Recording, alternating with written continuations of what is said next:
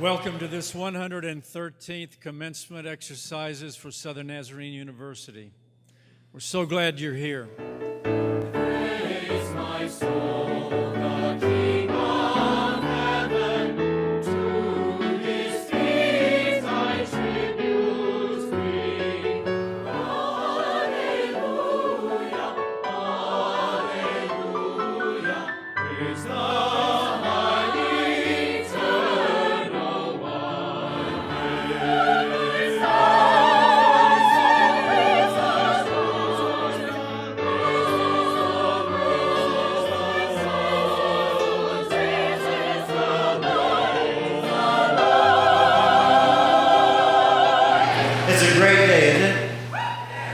Thank you, Dr. Gresham, for this opportunity. I picked up my little granddaughter, Sadie, this morning, who is almost 2 years old. When I picked her up, I remembered the days when Morgan was that size and I would pick her up. And to think that 2 days ago, I moved her out of her dorm room for the last time, that was a good feeling. I just don't understand how we got here so fast. So in these few minutes that I'll speak to you, and I won't take long, I want to talk to you about God. I want to talk about you, and I want to talk about your future. So you're college graduates, right? So you can define any word I throw at you, can't you? So if I ask you to define a simple little word, the word default, how would you define it? So the most concise definition I found was 3 simple words, and those words are failure to act. So if you do this today, if you go buy software called Microsoft Word and you download it into your laptop and you sit down and you open it and you begin to type, you actually can type. And the reason you can type is because there are default settings on that program. And so if you fail to act on those settings, if you don't make any change in those settings, then that's what you've got every time you sit down to type. We're not talking about computers, though. Today we're talking about God. We're talking about you, and we're talking about the future. Is there anybody in the room who would say, Rick, I think I could be comfortable with a default future? A default future is what is likely to happen if nothing unexpected comes along.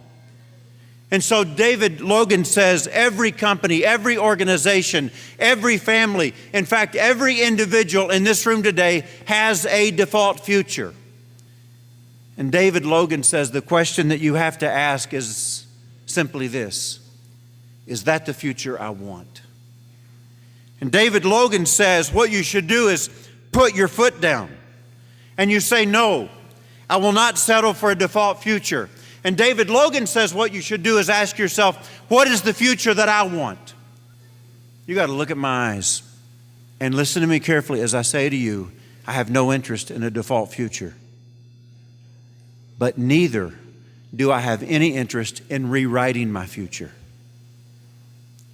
The only future that I have any interest in is the future that God writes for me. A long time ago, God said, I know the plans I have for you. I have plans to prosper you and not to harm you, plans to give you a hope. And God said, I have plans to give you a future. Amen. The highest award to members of the graduating class in our traditional programs is the President's Award. Each year, both a female and male student are recognized by the faculty and administration with this award based on their Christian example, scholarship, appreciation of learning, loyalty and cooperation, service, and leadership. It is my high honor to present the 2 President Award winners for the class of 2016, Miss Mandy Oliver and Mr. Felipe Simoes.